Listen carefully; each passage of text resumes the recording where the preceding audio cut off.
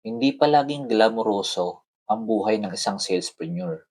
Minsan maaga ang gising, minsan late ang uwi. May mga araw na puno ng bookings, may mga araw na puno ng follow-ups lang. Pero araw-araw, iisang dahilan kung bakit bumabangon, dahil sa pangarap. Ito ang buhay bilang isang salespreneur. Mula sa pag-check ng messages ng clients, pag-schedule ng trippings, hanggang sa pag-ikot sa site, pakikipag-usap at pakikinig sa kwento ng bawat pamilya. May mga field days na mainit, nakakapagod at paulit-ulit.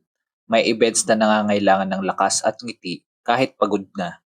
At may mga tahimik na oras, yung moments na hindi nakikita ng marami. Hindi lang ito tungkol sa benta.